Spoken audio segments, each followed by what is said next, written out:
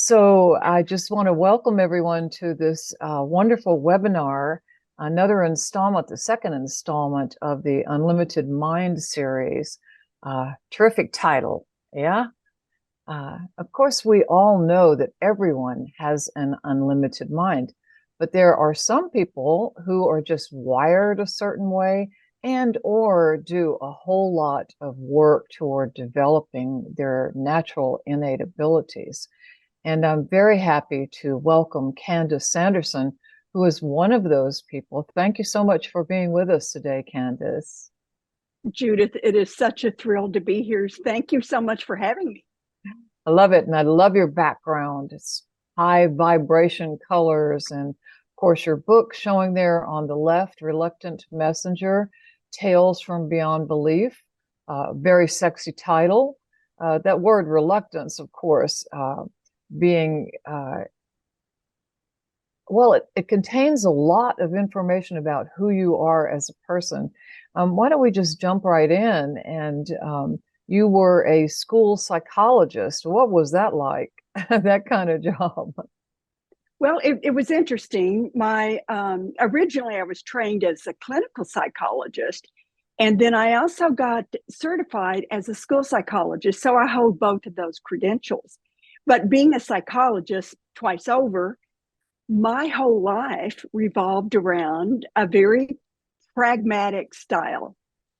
If I could not use my physical senses to measure something, in my world, it did not exist, not at all, until one day in August, actually, it was August 28th, 2013. I just passed my 10-year anniversary. One day I'm driving to work, and all of a sudden, my world opens up, and I start channeling messages from beyond. Now, Judith, you mentioned this is my YouTube studio. I have a couple of YouTube channels, but in very small print, you will see an ordinary person's extraordinary journey into the unknown. And this is also key. The title and the subtitle was given to me by the messengers, but I'm not some guru. I am not someone who's had this experience their entire life. It changed for me one day during a 10-minute drive to work. But the point is, I certainly was reluctant and still am. But the point is, if this could happen to me, it's available to anyone. Anyone can learn to do this. Now, if you have some natural skills, if you have a skill set, that's wonderful. You're that much ahead of the curve. But anyone can learn this. I love it. And that day that things opened up, you were driving along in your car. Exactly what happened? Well, I'm driving to work. I'm always early. So I was about an hour early for work, which is on time for me. But as I'm driving to work, I'm not really paying attention to the road. I only have like a 10 or 12-minute drive, and my car is almost on automatic pilot. It's also very early during the day, and so I don't have a lot of traffic, so I really didn't need to pay attention. And all of a sudden, this message just came into my awareness. Intact, like just the whole Intact. thing, spontaneous. Yes. And the wording, the phrasing was not me. It was actually a beautiful message. And after I got it, I thought, oh my gosh, I wish I thought of that. It was so creative. But it was a message about a flower. And I heard, now I'm a psychologist, this was not an auditory hallucination. I did not hear it with my ears. I wasn't hallucinating, but it was like a thought. But the thought was so specific, I knew what words to use. Now, later, let me jump ahead a little bit. Later, I started getting more and more messages, and they came to me exactly like dictation. I would hear what punctuation to use at the end of a sentence. I would hear new paragraph when they would start a new paragraph. If I made a mistake, I would actually hear strike that, and they would give me the complete wording. So this is like really the lazy person's way to channel. But anyway, I had no idea what this was, but it was a message about a flower. And they, in air quotes, said, when a flower is grounded and its roots reach to Mother Earth, it then ascends toward Father Sky. It ascends toward Source. Now, those are like words not in my vocabulary. But once it is in perfect alignment with Source, whatever that means, it then produces a flower. And then they said that humans, I don't refer to people as humans, but humans too can do this. They are flowers. So taking that word flower and hyphenating it, they are flowers of energy. And so if we remain grounded, if we have intentions, and if we are steadfast in our intentions, we will blossom. And my first thought was, not for me. I don't know what this is. And then as a psychologist, I'm running through the diagnostic manual, the DSM-5, to see, okay, schizophrenia, blah, blah, blah, blah. It's like, no. I mean, I knew, but I had to go through that. And then I did, which is something that's so normal for anyone, and especially for psychologists. I couldn't explain this. So it's like, deny, let it go. Whatever it was cool. Now let's hurry up and get to work an hour early. I grab my stuff. I'm walking toward the side entrance of the building. I have my keys in hand. And Judith, all of a sudden, I see this beautiful royal poinciana tree.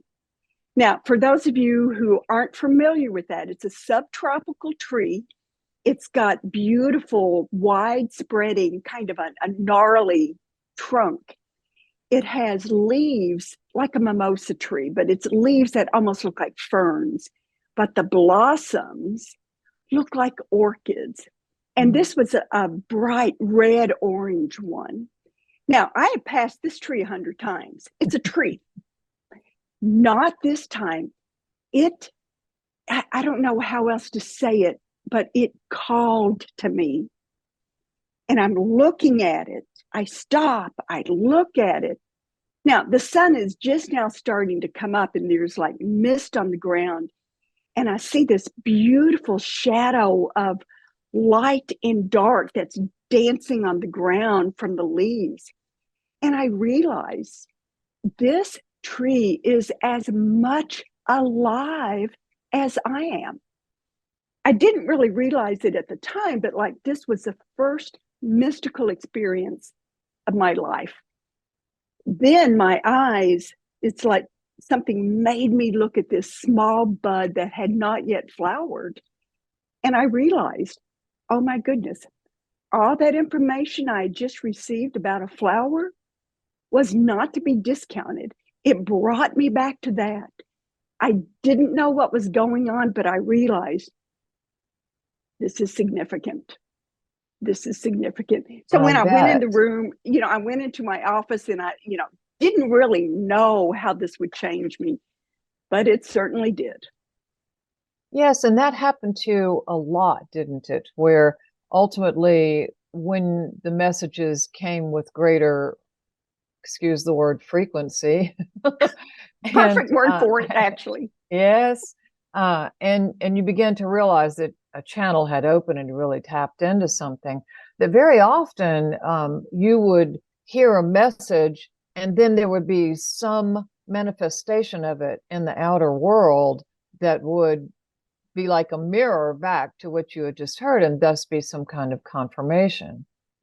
Right. It started, well, when I had this experience, I didn't know whether it was a one-time thing or whether it would happen again. But growing up as a Girl Scout, the motto, be prepared. So I was prepared. From that point on, every time I got in my car to go to work, I had my iPhone ready with my recording app. And I thought, if this happens again, I'm going to be ready. I will record it. It was like a week and a half, maybe 2 weeks later before I got the first message. And it was a medium type message. Someone I knew who had passed away had a message for someone else. And then 2 or 3 days after that, another message. And within another week or so, I was getting messages, not just daily, but sometimes multiple times a day. And as the psychologist, I stepped back and became the observer. I became the witness. I knew better than to judge it by saying, woohoo, I'm channeling, or to be afraid of it. It's like, let me step out of the way. Let me busy myself with recording. And as I drove, I could voice record. If I was in a meeting and it would happen, I would just start writing furiously. Let me just observe and scribe what is happening. Then, within like 3 or 4 months, I had hundreds of pages of typed written notes because I would go home every night and transcribe. And that's when I started researching. And this information that came to me that was completely novel to me, I could validate. And that's when I realized, okay, there is something to this. Yes, and so it felt real. And you, at what point did you realize that it was real and that validations actually started happening? Pretty soon or ways down the path? Well, I waited a few months and then I started researching because I didn't know what this was. Honestly, I didn't give it a lot of thought because I didn't know where to go with it. But once I started documenting and then researching that documentation, it was information I couldn't make up. Early on, for example, I received messages from a star system, and I'm thinking, how crazy is that? What do you mean you get messages from a star system? But I got words that said, we are from Chiron. Never heard of Chiron in my life, but I heard it with my inner hearing, I guess, with that hard CH, that K sound. But I knew it was spelled with a CHIRON. I looked it up and it's like, oh my gosh, there really is something named Chiron. I had no idea. I had messages from someone called Kuan Yin. Never heard that name before. Well, she actually came in with Mother Mary, and I was meeting with these religious icons. And a little bit of my background, Judith, I grew up in Western Kentucky, the middle of the Bible Belt, but I've lived in Florida for over 30 years. And I actually consider myself a recovering Baptist. I really don't go to church. My views are much broader than that. So I had no idea when this Kuan Yin came in, along with Mother Mary. It's like, what is going on? But I looked it up and, oh my goodness, there is a Kuan Yin, and she is like Mother Mary's counterpart in the Buddhist religion. But information like that, which was completely new to me, those verifications made me realize I had stepped into something that was true. Yes. And then they started giving me like lessons in teaching me how to look at life differently, to look at life through the lens of energy. They talked to me about time and how time worked and how the brain really doesn't, that thoughts are not original. Our brains just pick up on those frequencies from other places, and how we too can increase our vibratory rate in order to step into a field of energy where everything's connected. So I had quite the lesson. Well, that is quite a lot of a leap in perspective from Baptist to metaphysician quite abruptly. But it Yes. is true, though, that you had been to the Monroe Institute several times by then. In fact, Yes. you had been listening to Monroe Sound Science since 2009. Now, other people won't know it, but we Monroe people here do know that they really don't talk in any of that language. It's all about non-local, non-ordinary states of consciousness, and you're not going to hear a deity's name. You will hear about energy, energetic concepts of reality, and you'll hear about frequency, but they're not going to be really, as far as I know, Beth, correct me, talking about angels. They might talk about aliens, though.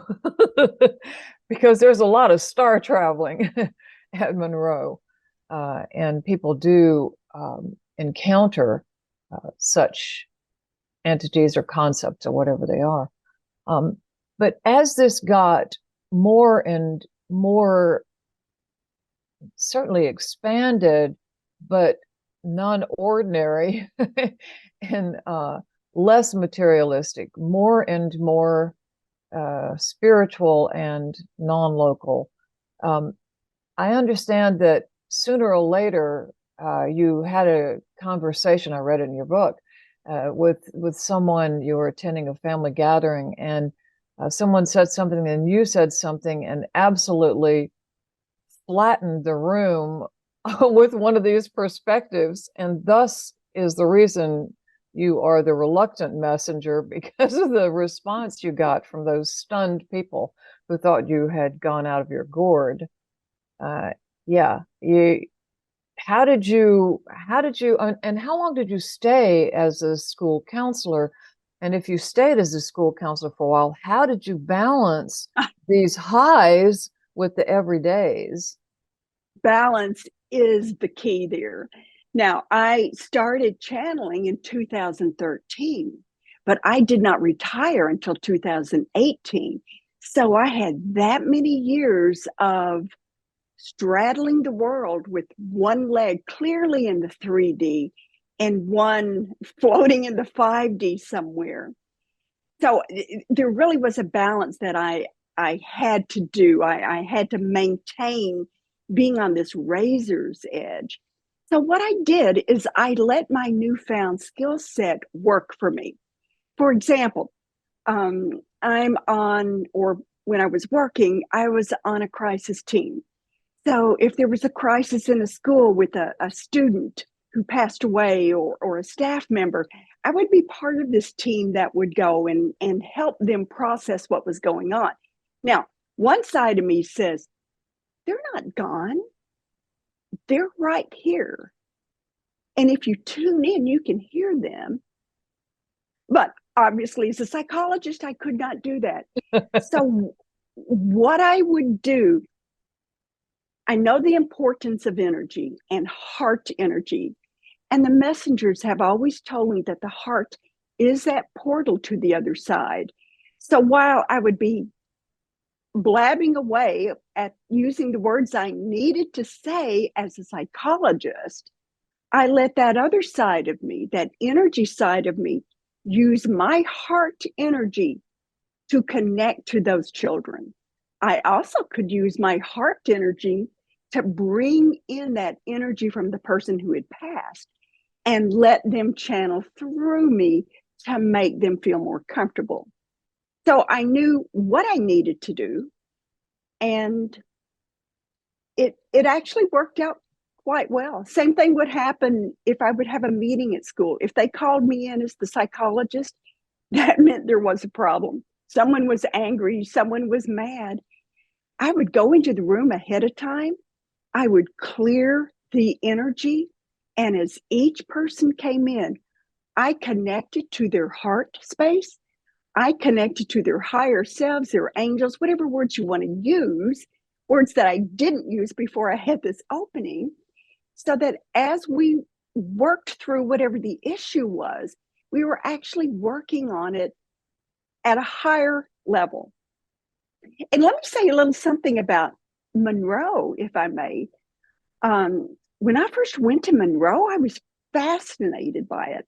And Judith, you know, so many people that do go to Monroe Institute, so many of them are professionals, medical doctors, scientists. There are these people that have this desire to learn more about this metaphysical world. And because Monroe technology is what guides you there, they stay away from all the woo-woo. They stay away from, anything that might be religious. And they let those sound frequencies, that Monroe Sound Science, do the work for you. So as I went to these programs, I really didn't have a skill set. But what I didn't realize is I was gaining a skill set until one day I reached a tipping point. And this was during the Lifeline program? Yeah. It was during the Lifeline program. August of 2013, I started channeling. At the very end of July, I was at Lifeline. But let's backtrack. I had had a bilateral thyroidectomy, and my right vocal cord was paralyzed. I could no longer talk. And you can imagine, as a psychologist, if I don't have my voice, it's not easy to work. I had to wear a microphone, and I had a voice box that would amplify my whispers. I could only whisper. I'd been to an ENT who scoped my throat, and he said, after 3 months of not being able to speak, and he said, well, you have a paralyzed vocal cord. He wanted me to come back the next week and we would start doing, talk about surgery. I was going to Monroe that weekend. Beth Vaughn was there. We were there because there was a working retreat. We were part of the volunteer branch for Monroe. And at the very end of the retreat, we were sampling some of the new technology. We had 3 exercises, 10 minutes each, totally unguided. And that second exercise, Buddha came to me. Now, I wasn't channeling at this time, and Buddha was not in my orbit. And he said to me, be silent for 24 hours and you will be healed. I was silent. I was healed. That next weekend, when I went back to work, I could talk. So that was key. And then I had to have some practice, and the practice was Lifeline. So with Lifeline, we retrieve souls who have recently passed, but who not really made it completely to the other side. And I'm thinking, I don't know how to do this. And with the first exercise, something told me to just reach outside my check unit and grab my phone. I did. I hit record, and all of a sudden, this man's name came. Robert, I won't say his last name, but it's 3 syllables and it's fairly common, although I don't know anyone by that name. Then I heard Topeka, Kansas. Now, the psychologist in me says, isn't it funny how you just make these things up? It's called confabulation. You don't know the answer, so your brain does it for you. When it was time to debrief this first exercise, I Googled this man's name. There it was, Topeka, Kansas. And he had passed away 3 months ago to the day of the retrieval. And from that point on, for the rest of Lifeline, I was getting first, middle, and last names, city and states, and it changed me. When I came home, I no longer believed in this. I knew that it was true. And that started that paradigm shift. And 2 weeks later, I'm driving to work, and what I thought was spontaneous really wasn't. It was all of that in the background, building up to channeling. Yeah, and that makes a lot of sense, because what I've found is that in my own life and in other people as well, is that until you can conceive of something in a way that allows you to believe it, it doesn't come. There has first to be that open mind. And talking about frequencies, I suspect that what that really is opening up to the frequency on which the information travels in. And it sounds like that not only did it travel in, but that every time it did, it was changing you, and you could ultimately feel the change. And even though those people in the staff meetings or the crisis counseling sessions didn't realize it, that you had been changed enough to where there could be a real transfer of energy from you to them, which actually makes me wonder, had you involved yourself in any kind of energy healing before? I see that you did ultimately get at some point involved in Reiki, and because that's a belief in itself. You don't do it unless you believe in the possibility of an energetic transfer a receipt, or at least a magnification in you and then a transmission of it. I have a history of a lot of spinal problems. I've had multiple neck and back surgeries and, all this metal in my neck and my back. But I went to the doctor to have an epidural because my pain was so severe. And when I got there, something was wrong with the insurance. And he said, "You're going to have to come back next week." And I broke down and cried. I mean, when I first had my back injury, 6 months after my back injury, I was not able to sit up or stand 2 hours a day combined. I had to use a walker. I mean, I was really in significant pain. So I broke down and cried. But then that weekend, it's a woman who was doing Reiki. I didn't even know what it was. I went to her, and when I left, my pain was gone. And I couldn't believe it. So I didn't have a belief in that. I didn't know what it was, but I was desperate, willing to try anything. I never went back for that other epidural, but I did take a course with her who taught me or showed me how to use energy. And that was really my first taste of energy healing. And now it's like so natural. We all have that natural ability. But that was my first step, and it was interesting. It's all frequency, isn't it? It is frequency, absolutely, and amplitude, as we'll see in the My Mirror PowerPoint show pretty soon. I wonder, what are some of the most fascinating things that you've learned, including, these realms about including angels and aliens and all that. It's so varied, isn't it? So multidimensional. It really is. It's just been amazing. It's like once you open up to this field, you have access to anything and everything.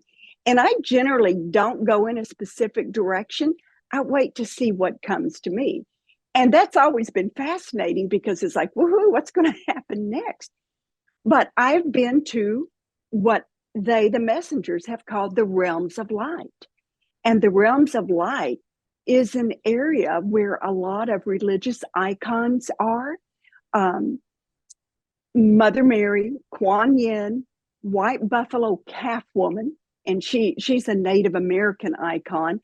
I had never heard of her in my life until I had a really significant adventure with her. In fact, in my first book, there's a chapter called Stampede, an entire chapter written to White Buffalo. But there's so many things that happen. I've gotten lessons. Let me talk about time, for example, because like one thing that messengers have told me, they've told me about something called a POE, point of existence. And in the book, it gets kind of convoluted. But if you just think of the POE, your point of existence, as a way to visualize consciousness. Consciousness is awareness. That's it. It's just awareness. And for those of us who are familiar with Monroe, we know how he always starts his affirmations with, "I am more than my physical body." And that is so important. And it's so true. But most of us have our point of existence, and picture it as a small dot within the body, usually like in your gut or your heart area. And it's so deeply embedded that, Judith, we think we are our physical body. It's my head hurts, my right hand, my, that's who we are.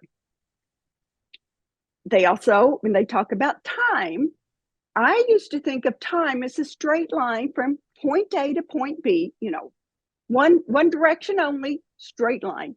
And the messengers have told me, no, it's more like a sine wave, a curvy wave. And our point of existence, picture that dot, travels along this path. Okay, now let's take that dot and expand it. Let's expand our awareness. How do you do that? Monroe Sound Science. How do you do that? Meditation. This happens to some people when they go to church. It happens to me. Well, it happens to me all the time. But quite often when I get out in nature and it's like you take this breath and it's like, oh, you just become so much more than what you are. So what's happened, you've gone from a particle state to a field state. That dot has now become a circle, but not a circle, but a three-dimensional globe of energy and of awareness. So now look at that sine wave. And if you put your point of existence now as a huge globe over that sine wave, you see much more of the timeline is incorporated within your awareness. And Judith, oh my goodness, that's how time travel works. That's how you can go into the past. And I'm not talking about 2 weeks ago or 2 months ago, maybe 2,000 years ago, depending on how expanded you are. You can go and revisit the past the same way with the future. And if you want to work on something right now that you're having a challenge with, expand your awareness, go into the past. And if you think, no, that's crazy, well, just don't pay attention to that. Just do it anyway. And you can start nudging the past to change that future. Now, I may not go from what I look like now to being, 6 foot tall athlete, but maybe I'm a little healthier. Maybe I can start running more than what I did the week before. You nudge the probabilities of the future. But that's another example of the type of information that would come to me, something I knew nothing about. And it's like, oh, it also took the woo-woo away from so many of these experiences. It's no big deal. Use your heart to guide you to step into that field of energy. And then your senses change.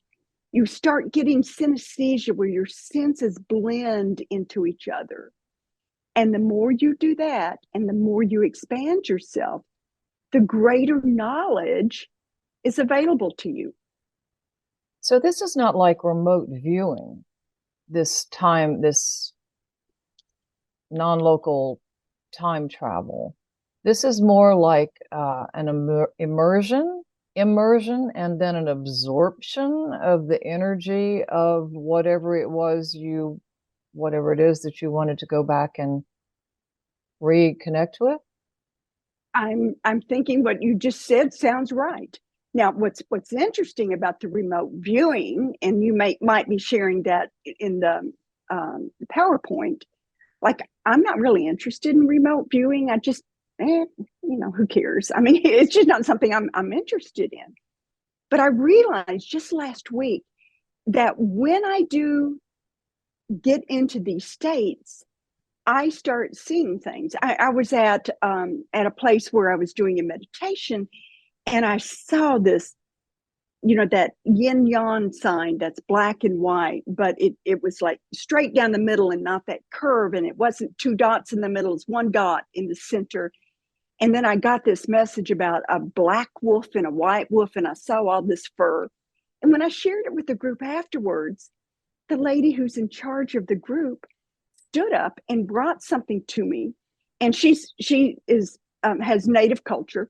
And she had this beautiful large basket, and someone had just given her a fur of a white rabbit and a fur of a black rabbit. They were together in the same place, and there was 1 stone in the middle. And then I realized, oh, that's what I saw. Now, obviously, remote viewing, you have a target, you don't know what it is, and then you describe it. But when you're in these extraordinary states, whether it's in the present or whether it's in the past or in the future, you do have the ability from that greater perspective to look with your non-physical eyes and see things. Sure. And I would submit that you're working as a school psychologist and extending empathy to those children all those years had something to do with the heightening your awareness and ability to connect with information in the field through your delta. And then it just kind of exploded upward like a volcano, at the time of the Yes. Monroe. And you'd been listening to Monroe Sound Science too. All of this is making the brain much more coherent. In my experience too, listening and writing down what you hear, it's like the energy is washing over you and making a psychophysiological, spiritual change in you the whole time too, which makes the antenna work better. Yeah. Right. But what's also what I've just gotten in the last few weeks, when you start recording something, well, first of all, so many people say, oh, I can't do an OBE. No one, I can't do that. Other people can. But think about it. We go out of body every day. First of all, we do at night because we're dreaming. We know that. But what about during the day when your observer steps in? Now, I have a good relationship with her, and she can be kind of funny, but she is the first one to point out if I'm walking down the street and I trip. She'll say, you are such a klutz.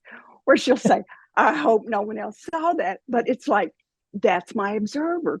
So when your observer comes in, you think, wait a minute, I've just shifted or drifted into a field state.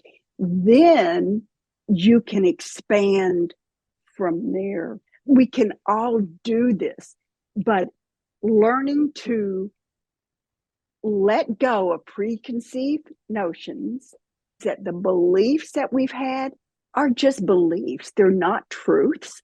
There may be more truth out there.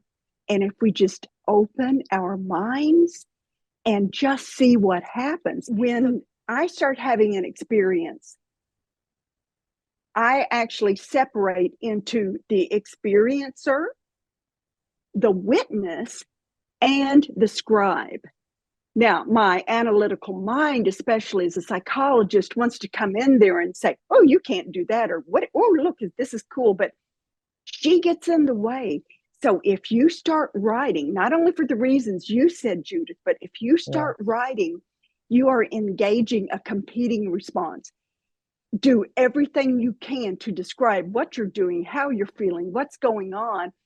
That keeps your analytical mind at bay, and it allows you to not only be that witness and that observer, but to go farther with it and drift further while still documenting what's going on. Right. Good process.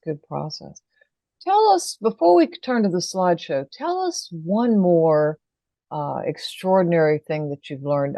My mind keeps going to angels and aliens. Oh. So have you heard from them? Do you believe in them? Are they real? As far as angels go, certainly I believe in angels. I have connected with the seraphim, and when they come to me, it's very specific. It's like a purple mist that I see coming from my hands. Angels in general, I will see these beautiful, like in slow motion, these scarves of energy, transparent, green and pink. They're just gorgeous as they weave together. There's another angel, Metatron, and I had no idea that Metatron is known as having a Merkaba, a star tetrahedron. That I had no idea about that, but I took a class with Metatron, and through this class, it lasted 5 or 6 times. I started building this star tetrahedron. I didn't even know what it was, but that's how I see that energy. Generally, when angels come to me, the first thing I recognize is I become very emotional. And it's not, that real sweet little tears down your face. It's the sobbing and the nose running. It's just like, I just have, their energy is just so beautiful and so loving. I am just like on my knees, reduced to tears. So that's one of the first things. as far as the aliens go, I didn't believe in that whatsoever until earlier this year when I went, or last year when I went to a program at Monroe and I actually had a close encounter. And I'm thinking, oh my gosh, I don't even believe in this. Yet it happened.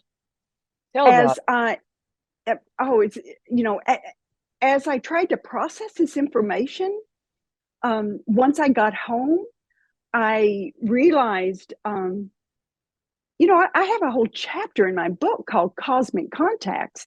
There's Chiron, who I mentioned, and all these others, but Judith, they never came to me in a form. I knew they were star beings. It's like, I don't even know what that is. So now I've seen them face to face and I've had an experience with them. And once I got home and really tried to process this, I started asking questions. And it's like, you know what? They're part of my guidance team.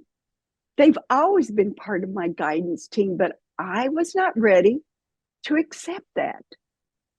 I am now because they pretty much showed up even when I certainly didn't expect it. what exactly happened. Can you describe that experience? Oh, yeah. I was at NDE Spectrum. It was a brand new program. And the programs really started on Saturday, and this was Sunday, right before we went to dinner. We had time for another exercise, and it was like a 35-minute free flow. I think it was a Focus 15, which is the void free flow. Lauren and Fred were the trainers, and they said, you can just relax, or if you want, just ask for information from your guidance team. And I thought, okay, I'll do that. I got in, turned on the headphones, got comfortable. And within seconds, I started getting this beautiful message about, energy flowing and an eagle on the currents of a wind. And, it's like, okay, this must be the muses within, which is my first set of messengers. And then all of a sudden, there was this message about all sensors are open and awaiting for data input or something like that. And I'm thinking, what on earth? It was like very robotic. And all of a sudden, and I'm really good about just describing everything that's going on. And I found myself sliding down this tube and landing like in a glove, like a baseball glove, a soft leather glove. And then it enclosed around me. And I looked up and I realized I was in an aircraft of some sort, personal size aircraft. Energy just zoomed through my body, and I could no longer tell where the boundaries of my body was. They were gone. I mean, I saw, like, a welder's torch, how bright those sparks are. I saw that.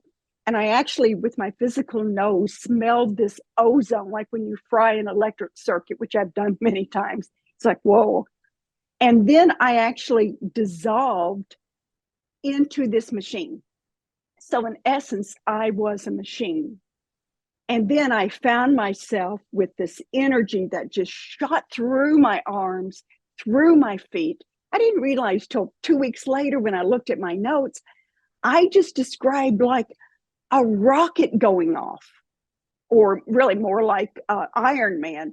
And so I shot up and then found myself in this void, and I'm spinning at the top of a void. And when I look out, oh my gosh, I'm lying down, and there are two beings on this side of me and two on this side. So my observer really just goes in there, and I just start writing. I scan them and I write exactly what I see. Greenish gray skin, large almond eyes, no mouth, slits on the side like gills that were maybe their hearing would be, long necks, long arms and legs, long fingers, rounded fingertips, 3 fingers, 1 thumb. And I am just like, what is this? And they start speaking to me telepathically. And they said that I can refer to them as the Galactic Eight. And I'm thinking, 1, 2, 3, 4. And as soon as I thought that, they said telepathically, there's 2 at your feet and 2 at your head. It's like, oh, okay. And then they looked up all at the same time. Oh, before that, they start weaving back and forth like this. And it's like they were dancing to music that I couldn't hear.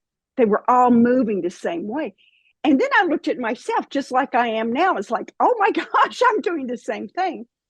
And without even realizing it, I moved my hands above my head. I didn't realize till later they were removing me from my personal aircraft. I was like in a cocoon, and I have cold chills when I say that. That movement helped me get out. Now they start looking, and my eyes go in my check unit wide open. I look to see what they're looking at. And in my check unit with my physical eyes, Judith, I see a green dot. This dot comes down, lands on my jugular notch, right here at the base of your throat. And it goes all the way down to my pubic bone. And it's like, oh, crap. That's a laser. But these beings were kind. And they had told me they were there to protect me and to protect my field. And they were asking, can we do this? Is this okay? And I shocked myself by saying yes. So they were examining me. A few minutes later, another dot comes down and goes across me. And then the very center where my heart is, I now have this green dot, this glob that is pulsating. Well, if you think about the heart, I didn't think of this till later. And the color of the heart chakra is green. So it's just pulsing. But I realized that, I didn't realize, they told me that they put a homing beacon in me so that if I wished, I could call them in. Now, I knew nothing about ETs. And just in the last couple of weeks, I started watching some episodes with Chris Bledsoe. And, he's had a lot of UFO things happen to him. And he calls in the orbs. I didn't even know orbs were associated with ETs. I have pictures of orbs that are 4 feet across where I've called orbs in while I was there at NDE Spectrum. Let me just say a couple more things and I'll wrap this part up. I went downstairs afterwards and I told everyone, it's like, I know you all don't know me. I'm not making this up. And and everyone was so supportive. And I had like 3 people come later and say, we follow Stephen Greer. You're a CE5 protocol, whatever. And it's like, I don't even know what that means. But it's like, wow. But a couple mornings later, I woke up a little bit before 4 a.m. because in the check unit, single-size beds, I'd rolled over on the headphones. And I had this pain right above my left hip and right below my left rib cage. And so I sat up to grab the headphones to remove them because it wasn't painful, but it woke me up. Oh my gosh, Judith, it was not headphones. I saw with my physical eyes 3 long, bony, greenish gray fingers withdraw from my back. And I immediately knew they had taken me, I've got cold chills, once again to their ship. And what they were doing was returning me to where I was. And while I was on their ship, I saw a panel, with instruments, and I saw like 20 others, of them looking and watching me. Once I got home, they came to me in a dream.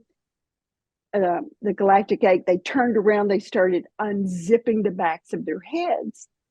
And then the skeletal structures just started falling out. And I have a very healthy dream life. I have a dream journal that's over 250,000 words long, so I remember my dreams. And then I realized that green skin, no wonder there were no pupils in their eyes. It's a spacesuit. It's like, oh my gosh. But anyway, so now aliens are a part of my life, and I never thought that would happen to me. So now you believe in aliens. No, no, no. I don't believe in them. I know it for a fact that they're there. I mean, it is beyond just thinking or believing. It's like, oh no, they're real.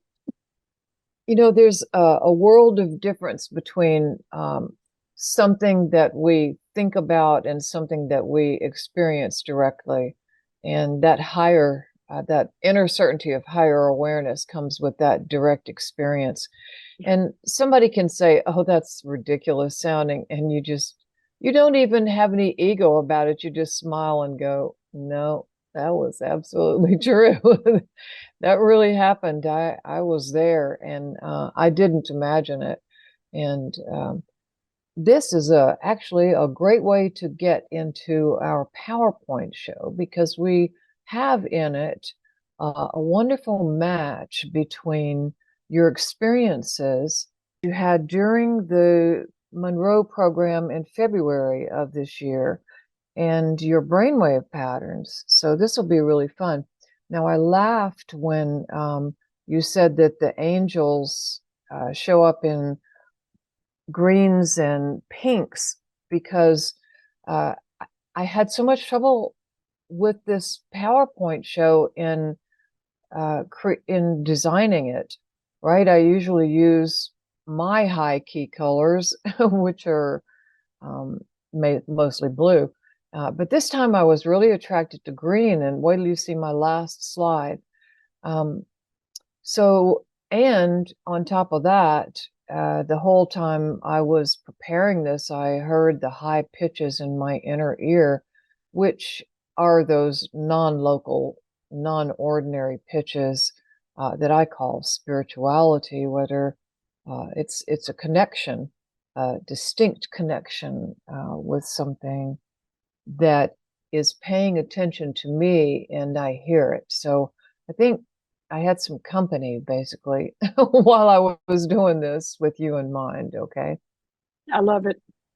Yeah, I was kind of amazed, because it took me about 5 hours to do this. I had to really step through the sessions frame by frame, and that's a long time for that to happen outside of meditation, a real rarity. Okay, so oh, this was May, not February. I take that back. This is the opening baseline. So for those who don't know about how we work these Monroe programs, the format, just to say, we start with an opening baseline, 3 segments: eyes open, eyes closed, where people just sit there. Sometimes they meditate during eyes closed, but mostly people just sit and relax. And in eyes open, they're just asked to focus on a spot or diffuse their awareness and just sit quietly. And so Candice was just sitting there quietly with eyes open, and I was quite surprised to see this stunning awakened mind pattern. This is one frame, and there's a big flare of beta here in the right brain, but you know, her eyes are open, so beta is going to flare. She is externally aware. But look at the rest of this pattern with this gorgeous alpha, 3-band alpha, and big wide theta, showing her acquaintance with the subconscious mind, and also with not only the unconscious mind here in delta, but this upturned delta.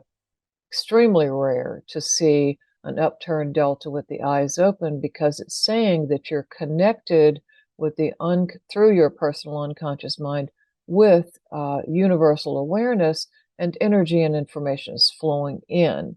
So she's sitting there with the eyes open and plugged into the field from the get-go. And then I took an average of that eyes open segment, and you can see that there's a little bit of it might be what she's calling her witness, but nevertheless, underneath that beta, there's this really lovely awakened mind pattern with an upturned delta again. And we pay attention on this program to training summary statistics. And this 63% is a very high number for an eyes open, awakened mind. When we see it in these numbers in the 60s, and it doesn't happen all that often. It happens really at Monroe more than any place else because people have been conditioned to have eyes open alpha. When we see it in the 60s, we have to say, okay, you have externalized your awakened mind pattern into ordinary awareness, meaning that you are awake, aware, and in touch with all levels of your being, meaning that the thinking, uh, excuse the bonging of the bell in the background, um, that your thinking conscious mind, your intellect, is tuned in to your full-blown sensory awareness and the creativity, insight, and intuition in these theta waves and the empathy and psychic awareness in the delta waves. So that was very high, that score. And then so was the evolved mind. Anything above 30 we consider to be substantial. So gamma was present in the pattern up here in the red and the fuchsia colors, but still it was a gamma synchrony 28. We start noticing it at 30 and say, oh, that's a high gamma score. So basically, this is a pattern of the awakened mind with some rounding in it that suggests maybe we're going to see some evolved mind activity. So then we go on to the eyes closed portion of the baseline. And these are two screen captures. And while Candice sat there with her eyes closed, I saw a right hemisphere evolved mind flare. And that is the evolved mind. I call it for short unity consciousness, but what it really is the bliss of enlightenment. And unity in terms of unification of all of these other brainwave categories with themselves, and the uniting of that unified self with the greater whole. So that was surprising to see that with this lovely awakened mind on the other side. And then later on, eyes closed 3 to 5 minutes, and always this beautiful pattern that it's moving toward the full circle of the evolved mind, and it's almost there, but it's actually more shaped like the diamond. See this configuration here? This diamond that is a combination of a movement toward the evolved mind, but also has relationship to the higher self. When people are forming this diamond, they say, I was something greater than. Well, that's also evolved mind descriptor, because you are that something greater, and you're not yourself anymore. So from these patterns, I knew good and well we were going to see something amazing. Whether you call this a diamond or an evolved mind, this is a very high state of consciousness.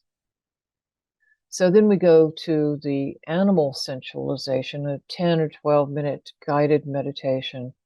And during that meditation, Candice starts out with the same pattern we just saw in the previous slide, this really strong movement toward, and I would have to call that a beautiful evolved mind pattern. And later she said that she actually became this female jaguar that she experienced in the meditation before the meditation started. So she didn't know it was going to be an animal meditation, but she experienced the jaguar before we started the guidance in that meditation. So in the meditation, while she was a jaguar and experiencing life as the jaguar inside the jaguar's body, seeing, hearing, all the senses, a Native American began to follow her, and the two of them combined into an orb of light and zoomed around galaxies beyond time and space. That orb became all that is. And she said, there is nothing, no thing that we are not. Um, Now, I have to say, Candice, that you think you're a skeptic. I'm maybe one of the worst. And if somebody came out of a non-brainwave meditation and told me this, I would say, oh, that's a wonderful fantasy. But actually, from her brainwave patterns, I had to say, huh, there's something to this. This is an experience that we actually have pictures of. So here you see this diamond, certainly on the top, almost a complete diamond here on the bottom, and more so a diamond here, and a perfect diamond here at the end. So this is Candice in what we know from many other people to be the awareness of the higher self. And here, you see, I've got this set for an attenuation of 17, and this is 17 also, microvolts. She disappeared into an out-of-body state. So I didn't even notice this disappearance into an out. So she's becoming this orb zooming around galaxies and an out-of-body experience. The merging, becoming the nothing, the no thing, that's more this pattern here. But the emergence and the travel is more this out-of-body experience. And later on, Candice told me that she had sensed that all along that during her own meditations and mystical experiences, she was traveling out of body, but didn't have proof. Well, like I say, I didn't see it here, but after this, I kept seeing it, and it was a pattern. So we went into this very next, I think this was, yeah, no, this was that morning of the opening baseline. And she starts out in the diamond pattern, and 17 microvolts attenuation here and here, has 50 microvolts attenuation here and here. So really strong patterns. I mean, this is a rare pattern to see in anyone. So she goes there and then she bottoms out. She blasts through the bottom of the subconscious and unconscious mind into these super low frequencies. And then she goes into, again, this is 17 microvolts. You can see that it's 3 microvolts, this out of body pattern. And then she goes back to the 50 microvolts in an evolved mind pattern. So energy is actually coursing through her as she absorbs and experiences it, and these very real events. So she said what was happening was a platform above my head was sweeping me out energetically, allowing more energy to come around me. I became a bubble, then a torus field. And those of you who know about toruses would have to agree that this looks a whole lot like a torus, which is sort of hourglass shaped. So the channel inside the torus expanded, and the torus became a golden ring, whirring and contracting and expanding around me. Once I became a dewdrop, traveling everywhere. Geometric forms demonstrated that I am everything, the torus, the molecule, the rainbow colors. And her message was, you are the field. The field is where you make it. And she said it was a holy and sacred experience, and that she had traveled and was everywhere. And so, Candice, you are invited to weigh in at any point here. If there's something I've forgotten or something you want to add to what I'm saying, okay? Okay, well, first of all, I'm just amazed at this. This is so cool. But on your very first slide, don't go back, but you were talking about the eyes open and the alpha. And I thought, aha, that's exactly how I would get my messages. And let's hope that my eyes were open because I was driving to work each morning. Oh, right. Right. So there's the explanation. So there's a conditioning. If you didn't have it before, this is what I was saying earlier, is that just the process of doing what you're doing, this intuitive work, this channeling, that changes brainwaves and states of consciousness on a cellular atomic level. Yeah. So that makes perfect sense. And even the part, and I had forgotten this about me actually becoming the jaguar. That's a very significant animal. That's a power animal for me. But I had no idea that's what you would be doing. But this is something that happens, especially at Monroe. I'll be at a program and I'll have this experience. And then when the trainers introduce the next exercise, it's like, oh, I just did that. But it shows we're in that field and we have access to everything around us. Absolutely. The power of resonance. But here, the power of resonance is really interesting, that you're going from 17 microvolts to almost 3 times that in attenuation. That is very significant. And moving back and forth in microvoltage, that is a processing of energy in the brain and the body. So then I thought I chose hypergamma spaces because I thought you might be interested in the timing of how these changes are happening. So at 1655, here's Candice in an awakened mind pattern, not a ton of theta, but still an awakened mind. 1656, 1 second later, there's this big flare of the evolved mind in the right brain. 6 seconds later, she plunges way back down into the theta and delta in almost perfect, except for this band right here, a perfect evolved mind bottom, high amplitude. And this is at 30 microvolts. So this is already happening with the energy exchange to 3 times that 17 we see here and here. And then at the 30 microvolts, she goes out of body again. Granted, it's 30 microvolts, but you can see that it's less than 6. And in comparison to 30, that is a absenting, of brainwaves, brainwave activity, of voltage, of brainwave activity. And what happens there, just to say a little bit more about that, is that normal brainwave activity moves into abeyance. It absents itself because the concentration of consciousness is outside of the body, literally in an out-of-body experience. Now, where is it? Well, it's in the field itself, like Candice was saying about time.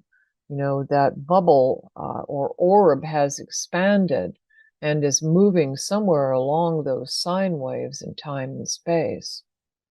So she said of this experience that this one was more experiential in events and sounds, became a liquid silver. As I heard music, I became that silver, and then the aurora borealis circled and enfolded me. It looked like a giant eye.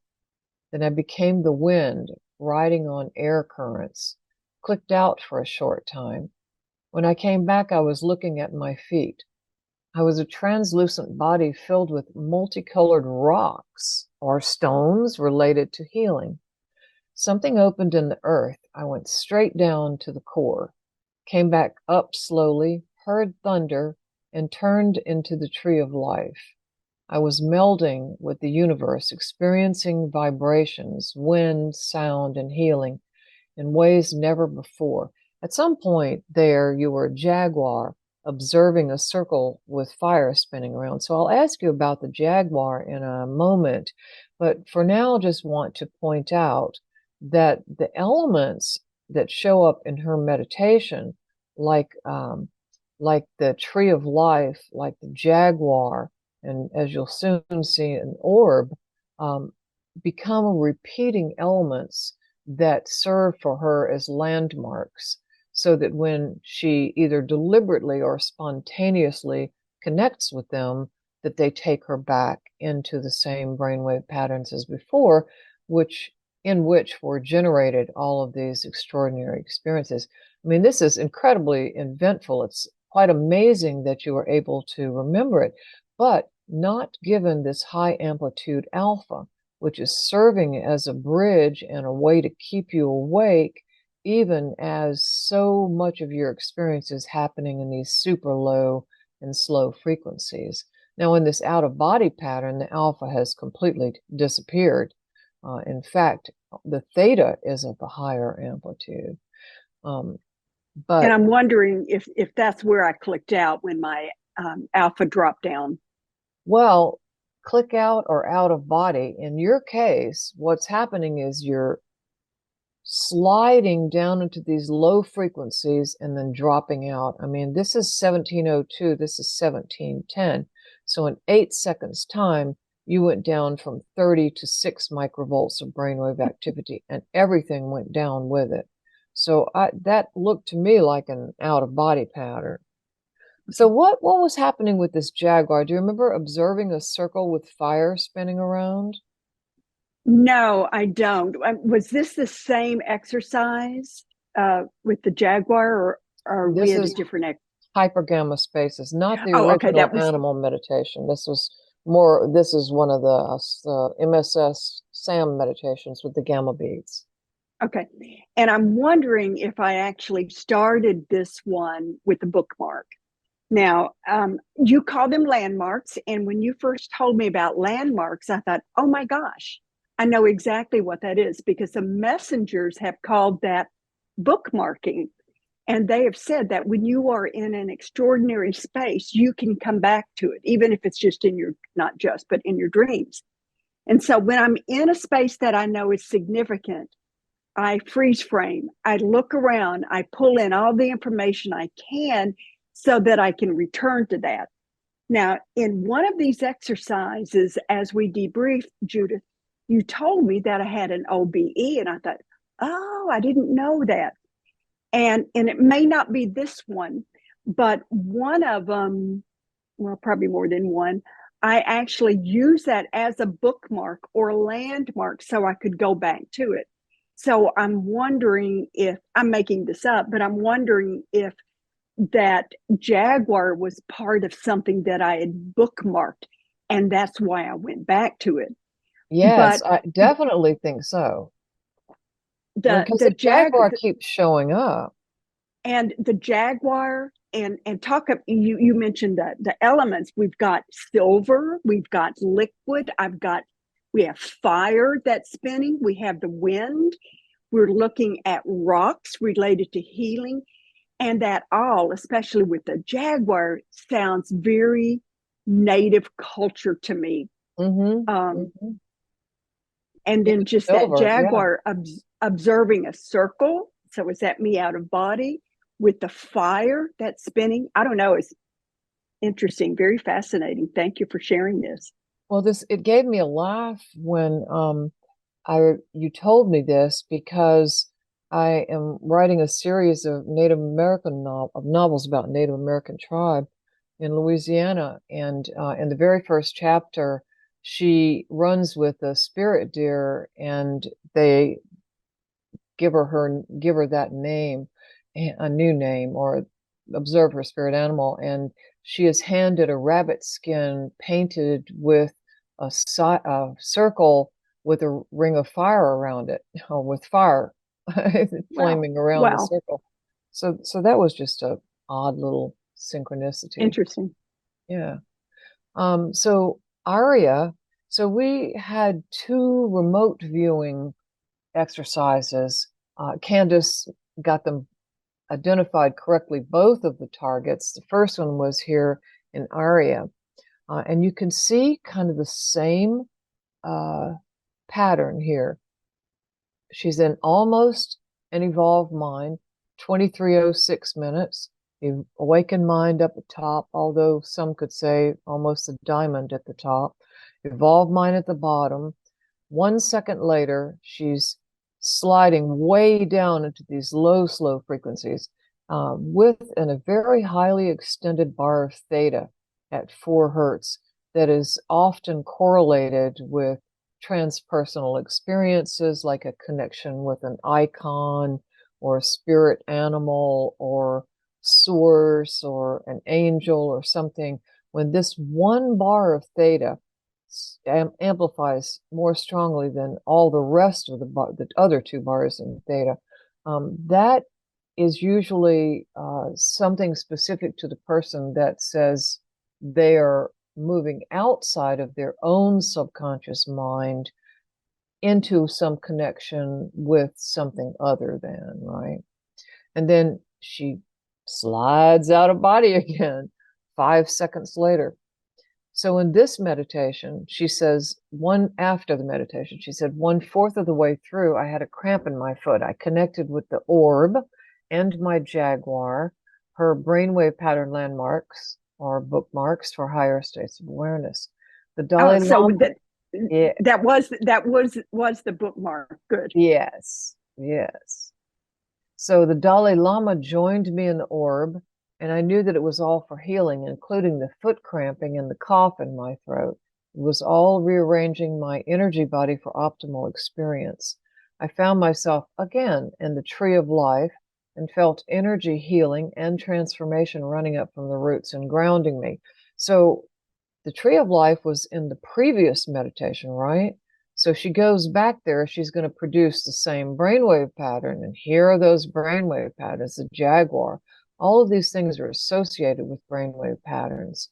But of course, she's going farther and deeper every time she goes back to these bookmarks.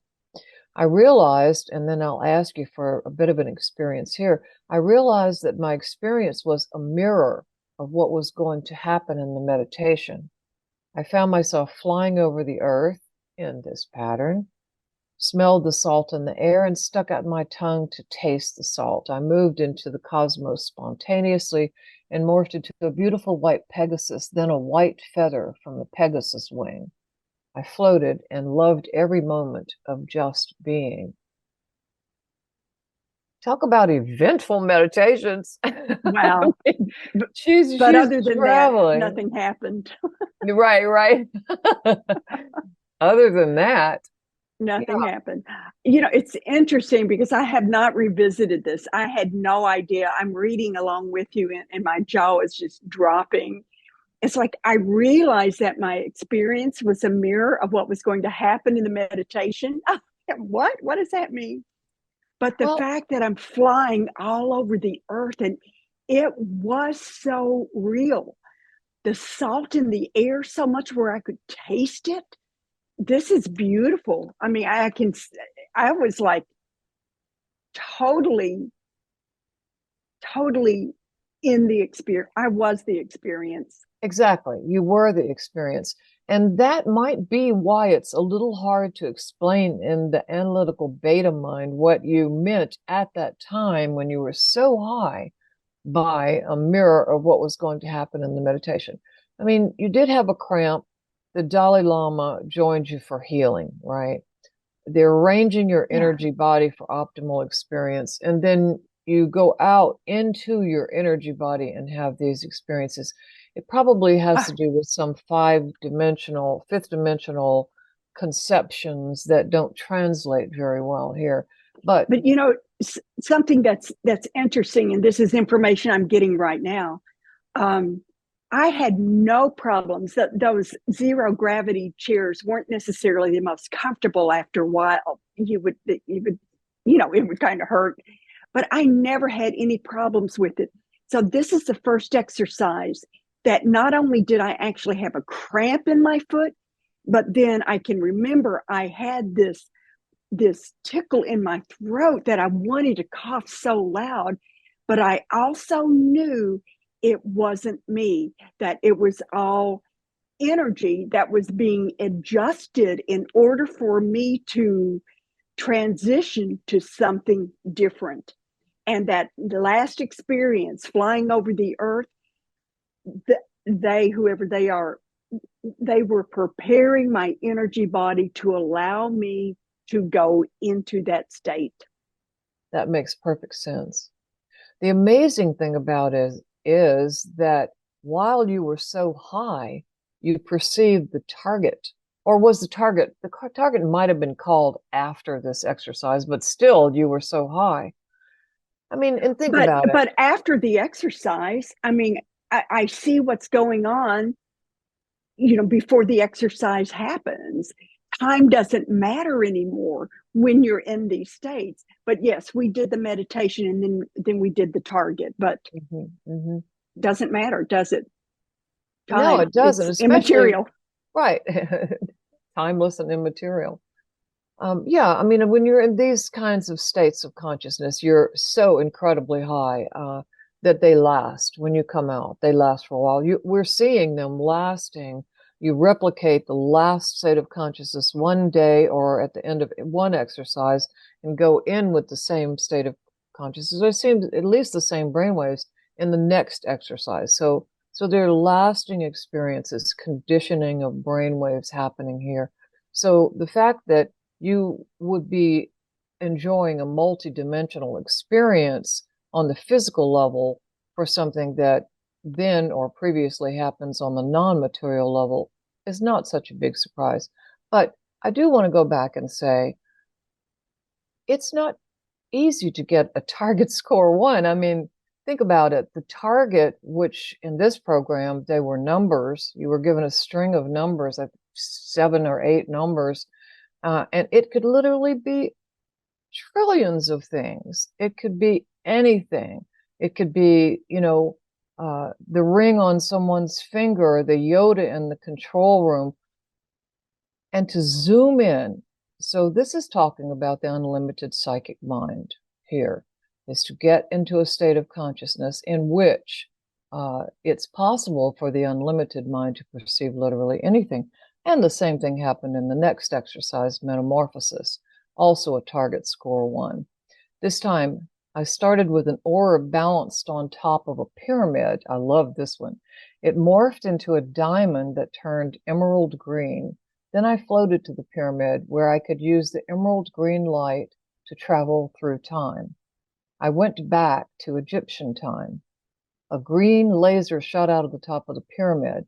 At one point, I became a green orb that became the pyramid. So this is the unification of self as a drop in the ocean, with anything and everything that comes to consciousness by its own volition or by ours. I brought X in, 2 people who were sitting at the table with her, and the green emerald morphed into the eye of the jaguar. That had to have been stunningly beautiful. The eye brought us together, traveling as a group. I took them to the cosmos where we connected with an alien technology and the future of each of them.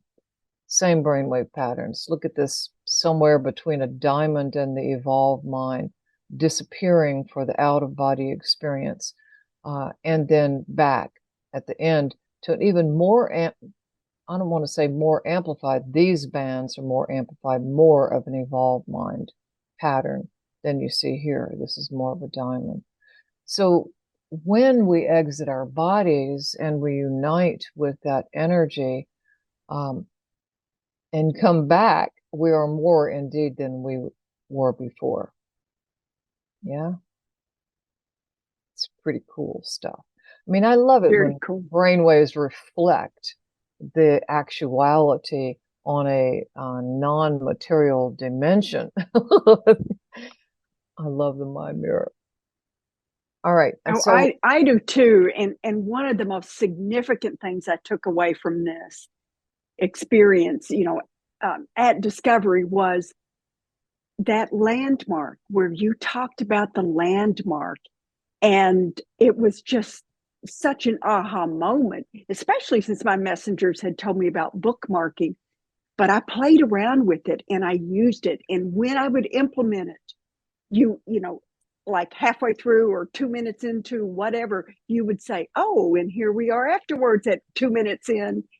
It showed that we could use these out-of-body states and duplicate them. yes, I loved it. absolutely. Absolutely. I mean, you had, by the time of this program, years and years of experience with mystical states and with this sort of, some would call it astral projection. But astral projection is not, to me, the best term for it, because it suggests that your regular self is projecting your consciousness into the astral realms, which are very specific. I really like out of body travel because it's more descriptive. It says you're not there in the physical body anymore, and that you learned what it felt like to be in that extremely, I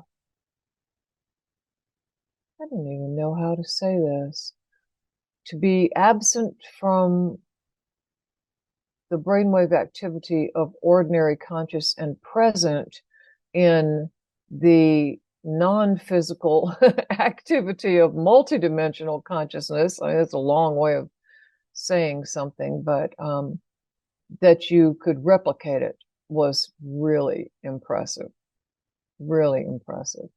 And that It you were goes back. so open that you could travel so freely and just allow whatever was going to happen to happen, and Well, very it's boldly such a report it. yeah. Well, it's such a safe place when you go to Monroe Institute. People Mm. aren't going to look at you. Well, they might, but no, no, it's a safe place. You can say whatever. And this is one thing that I've really learned because I was so reluctant. But once I started opening up and sharing with people things that would happen to me, other people would come up and say, "Tell me more," or "I've had a similar experience." But when you get to a very safe, almost sacred environment like Monroe Institute, it's very inviting. You open up. And then I've had that experience of keeping that alpha there so that I can step into the role of being the observer and the scribe so I don't lose out of these beautiful experiences. Right, right, right. It's actually amazing to me that,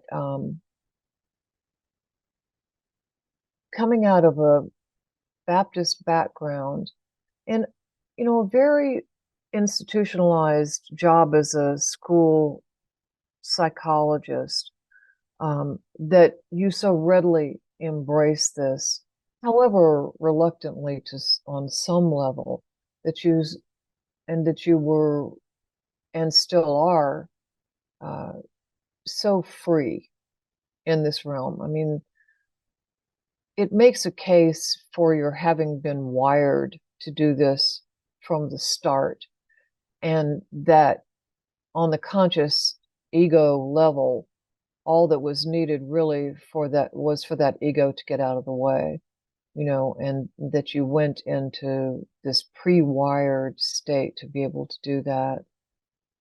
I mean, we're all wired to doubt and disbelieve, and try to make logical sense of, what's not logical, what is actually happening on the level of psychic intuition. But it's very cool that you were able to just fly around through the cosmos. And not just that. I mean, that's one aspect of it, but it was more about, for you, becoming that jaguar, becoming that orb, melding with others, and in one meditation. So I was telling Candice before the show that I was, uh, leery of doing all of the meditations that she experienced during this program, because it's not necessarily great fun for people to hear about other people's dreams. But then I realized, you doofus, you should have just done a slide for every single meditation, because in this case, what she's talking about are other realms, the very realms that we're also interested in exploring. So I have the drawing sheet for, the next billion years. And that was very cool. She said that especially at the first, tears were rolling down her face. She started where she left off yesterday, the orb and the indigenous person, traveled into the cosmos and connected with source, literally melted into it, no distinction. So those are the experiences that really count the most, because that's an energetic transfer, isn't it? That unification. And there's so much joy in it. And what a landmark. Said so much love, wisdom, and compassion. It was indescribable. Still, as an orb, we were traveling everywhere and becoming part of creation. We're like a tiny speck. The torus became a volcano later, erupting magma straight across billions of years later. It was like time-lapse photography. You saw a seed pod break open, the roots grow. And the title of this, right, is The Next Billion Years. So the seed pod breaks open, the roots grow. It broke through the soil, was reaching towards source, showed the entire cycle of life in 3 seconds, was a flower, molecule, star. There was nothing I was not. It was a deeper perspective because you witnessed source and was source firsthand. Wow. So this is something we'll never forget.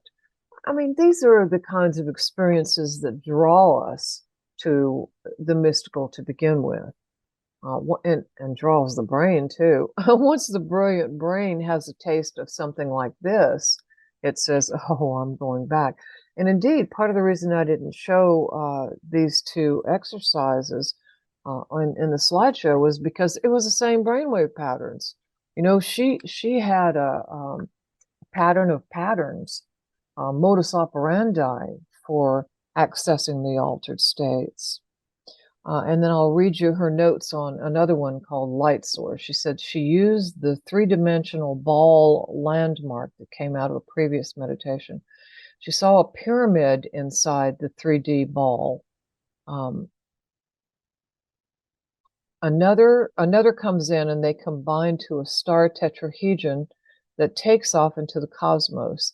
You go into the realms of light, saw Jesus, Buddha, Kuan Yin in a beautiful sacred place, went further into the dimension and above, looking down, saw a futuristic city and hundreds of Merkabahs as vehicles of light, dipped into a beautiful golden bubbling gel. I can actually feel and see that right now. Dipping in and absorbing more and more light, was weeping with bliss and joy, also compassion and the sacredness of the place. Saw thousands of huge cities in the bubble, some belief systems, some solar systems, some realms not prepared to see and understand. She heard the words, and this is for all of us who are watching this.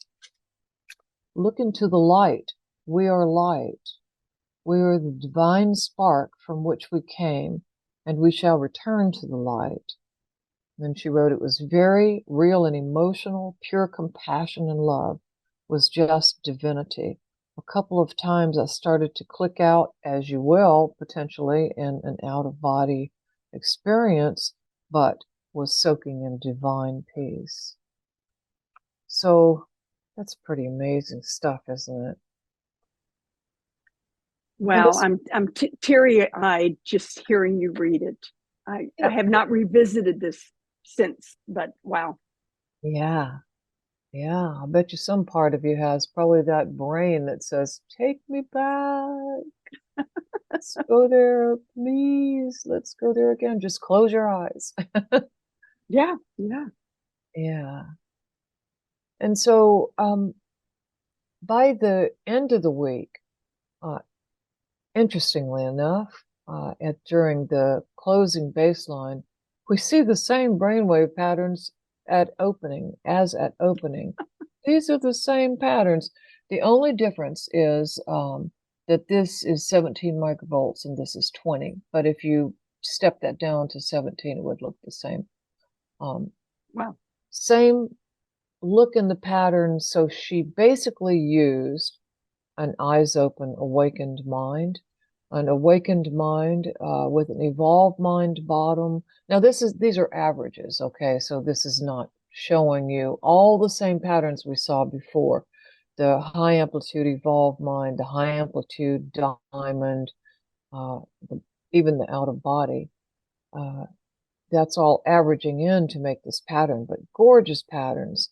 Awakened mind up in high numbers, a gain in the awakened mind from opening to closing, a 2-point gain, not insignificant in gamma synchrony.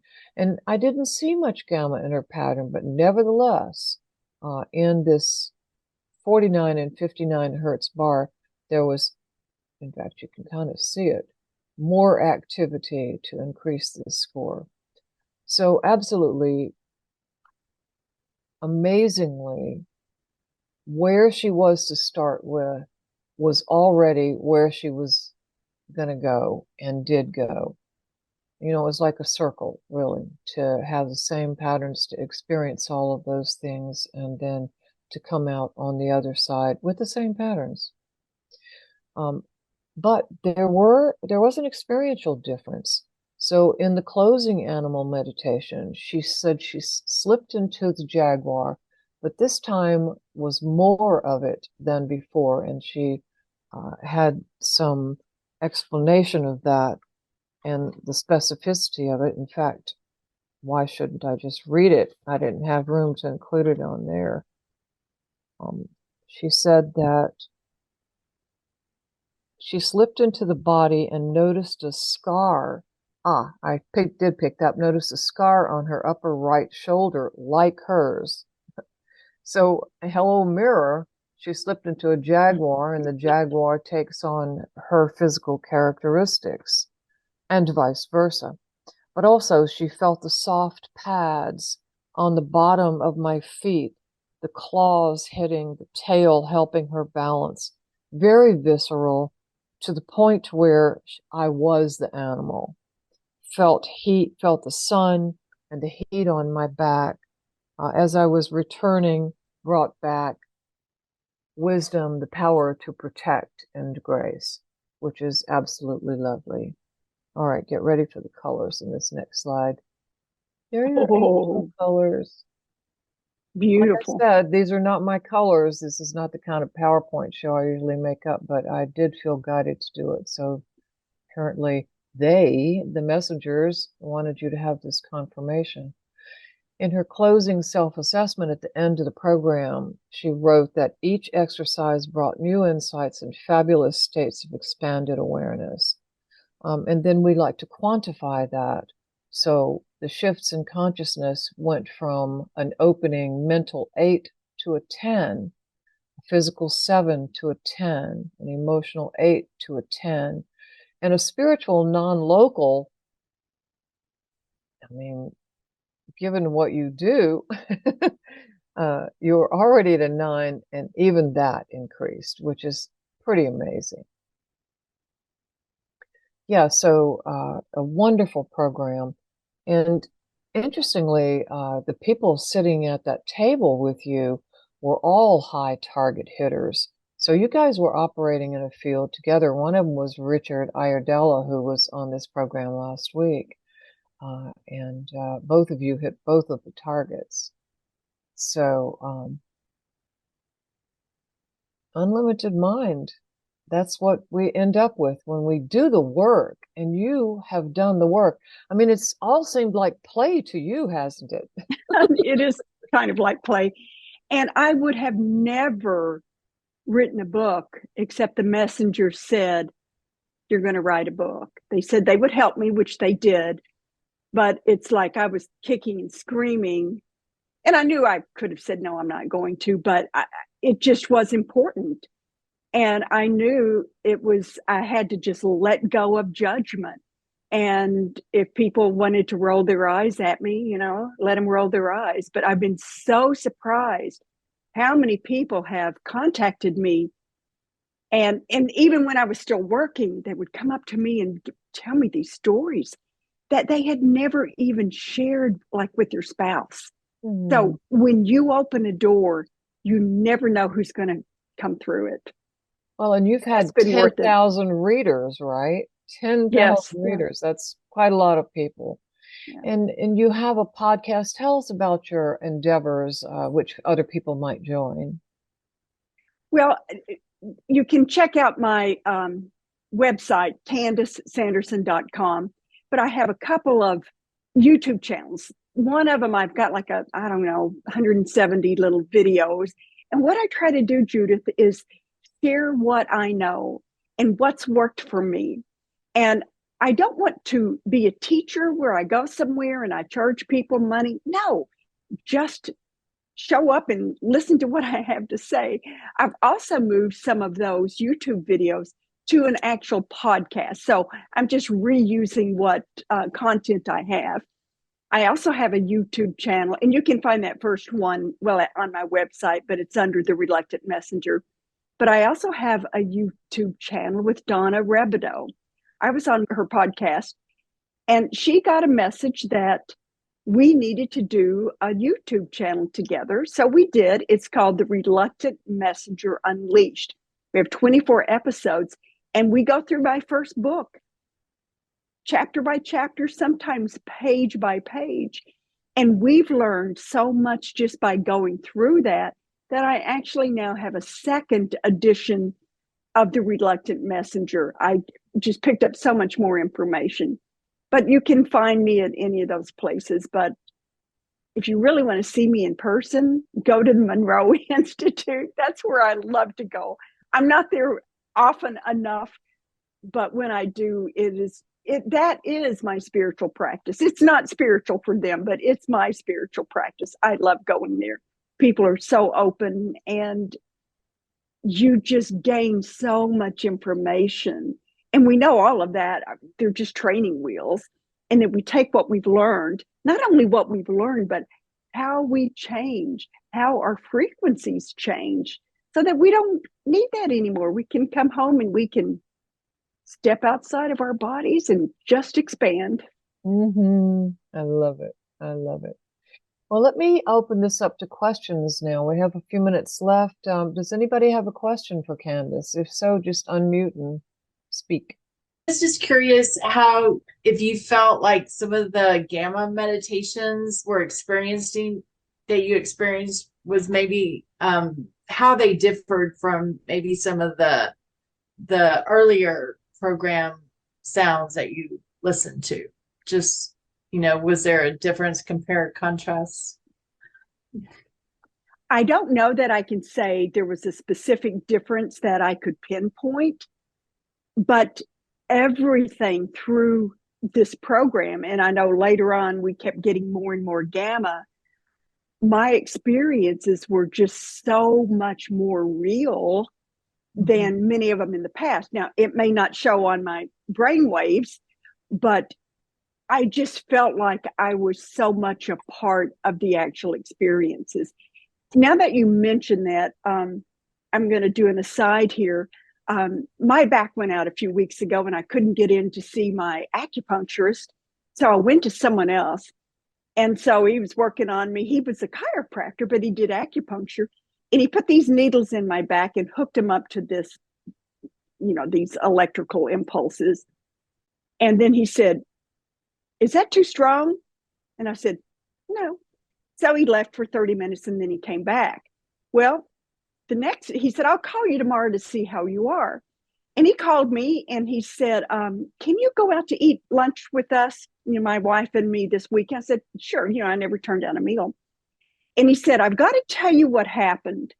He said, "When I was turning up the voltage, it's normally 5 to 7. He said, yours went up to 37 hertz. And he said, that's very close to the gamma, which is at 39.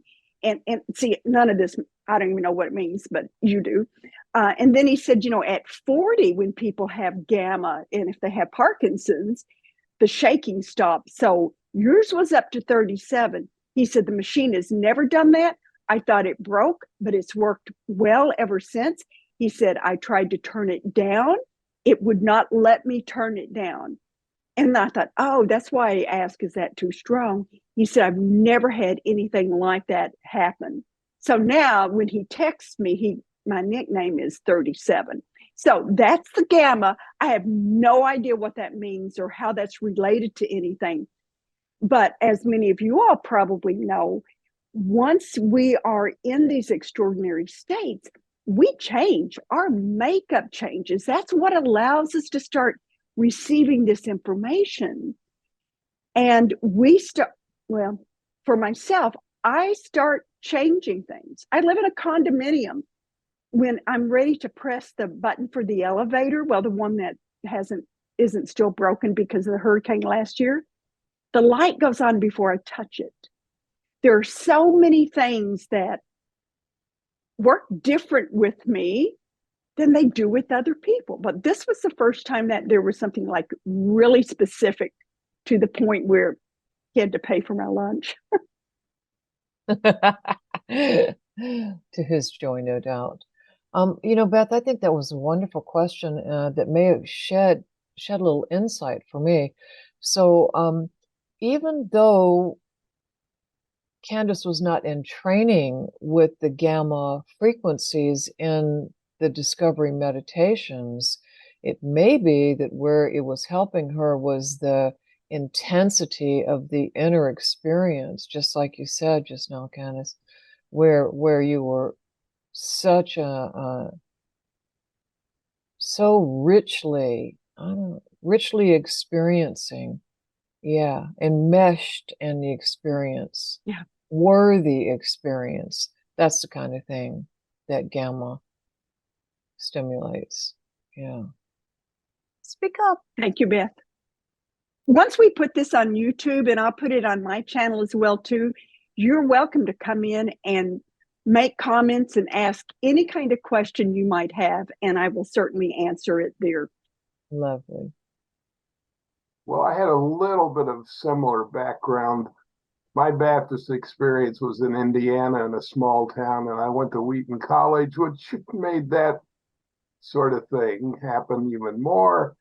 Eventually got into Eastern philosophy with biofeedback back in the early 70s. I went to the Monroe Institute in the late 70s a couple of times. Met Judith 5 years ago, probably, or something like that, with the Awakened Mind sort of thing. I've got 50 years worth of clinical work as a social worker. So I was driving to work 2 weeks ago, and I got this inspirational understanding of the macro and the micro. So if you go all the way, so the question is, where is consciousness located? Besides, we know that it's everywhere, but if you want to put it in a structure, and then down in the macro where you got the atom, you've got all that space in an atom, and you bring that all the way up to the micro of us and rocks and all the other stuff up there. Somewhere in there, consciousness flows through that whole channel of from the smallest to the largest. Then I went and saw 5 clients and did my thing in the normal routine of how my world works down here, or works here in Wisconsin.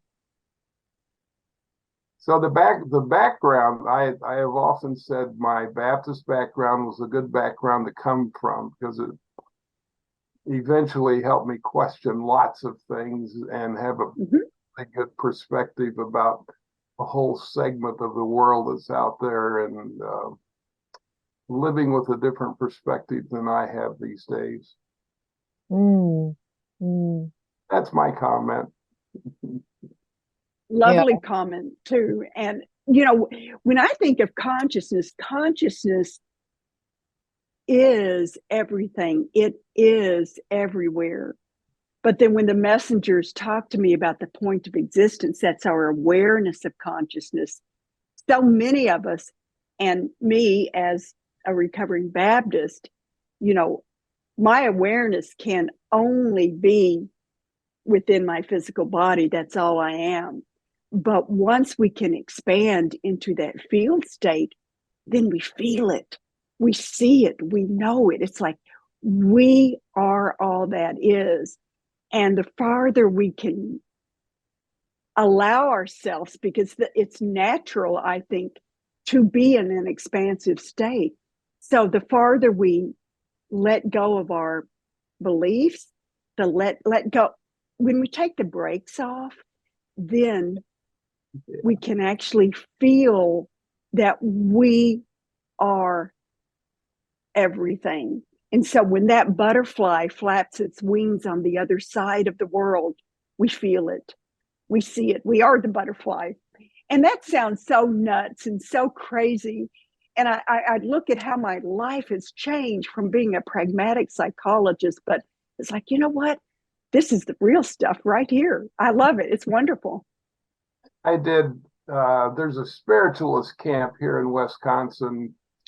There's probably 12 or 15 of them still out there left over from way back in the 30s. But I worked for 3 summers doing readings at that spiritualist camp, and I was fascinated with the things that would show up in my head to say, and the accuracy of it was, like you said, you just don't know where it's coming from, and it goes against my background, but right.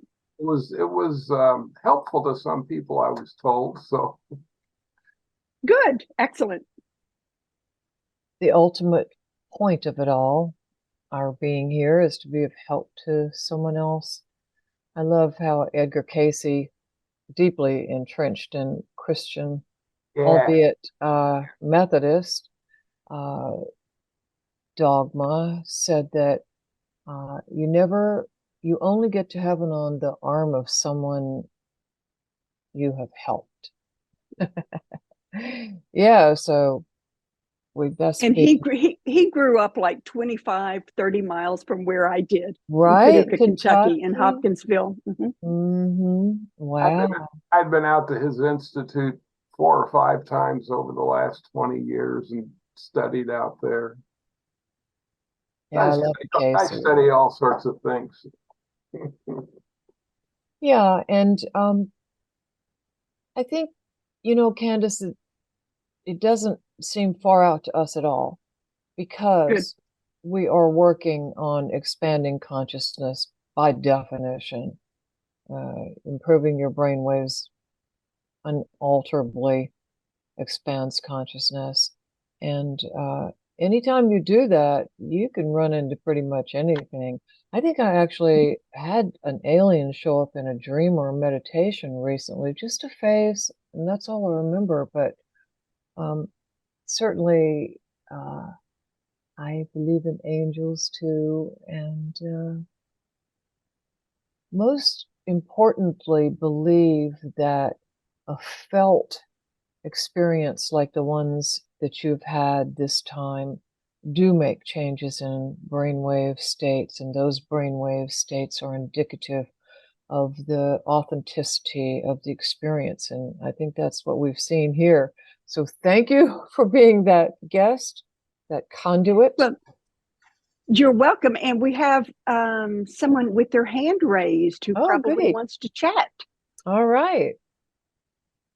Hi, Candice. Thank you so much. Hi. That was just fabulous. Hearing your experiences, and then the neurophysiology explained and demonstrated so beautifully by Judith. The combination is unique and very powerful. Thank you so much.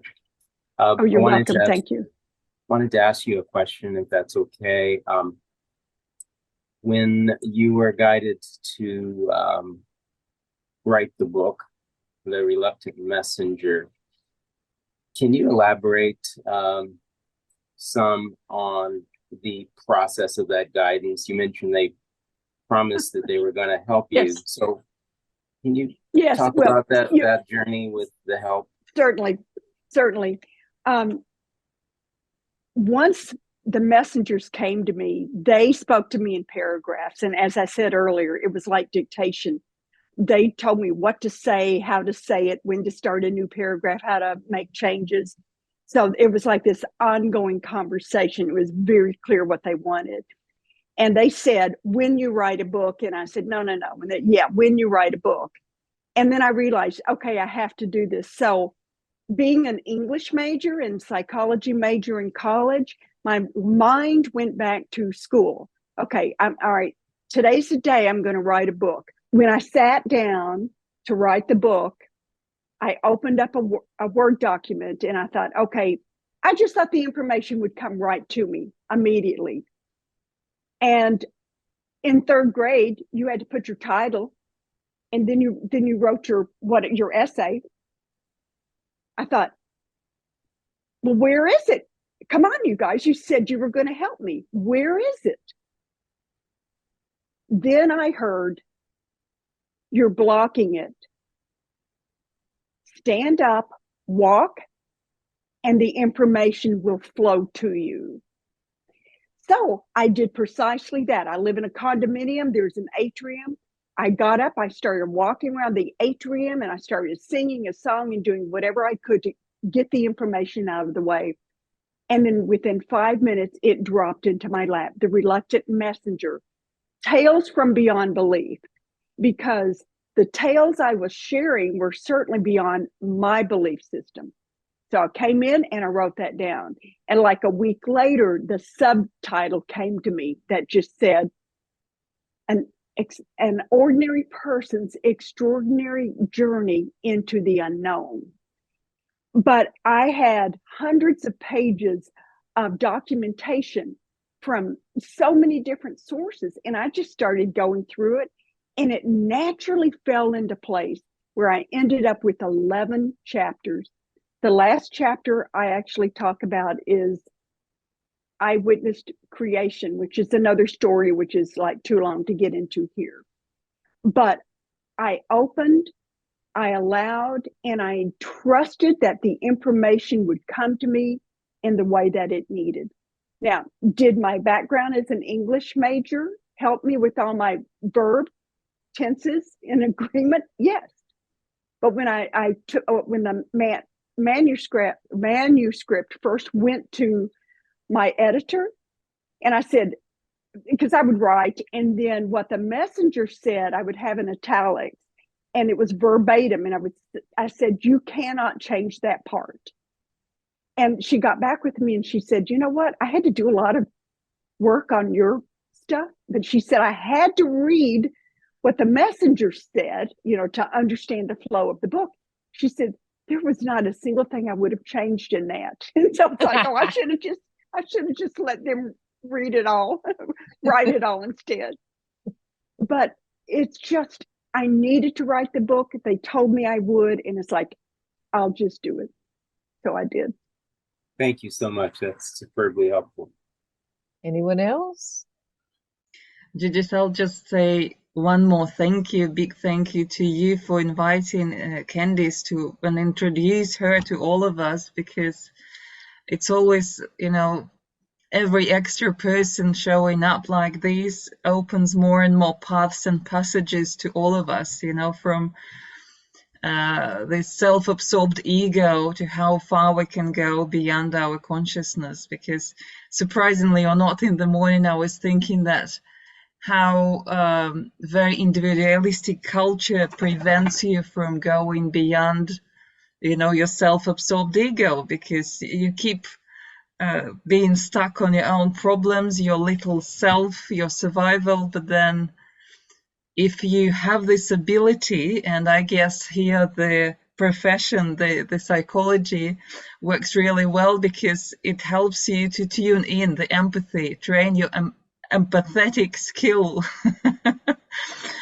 And this tuning in and listening, it's so important, and observation is so important. Yes. And I just was thinking, as long as we are capable of opening up and absorbing what's coming in, really absorbing, digesting, transforming, we are fully alive. As soon as we lose this capacity, it's basically the way out.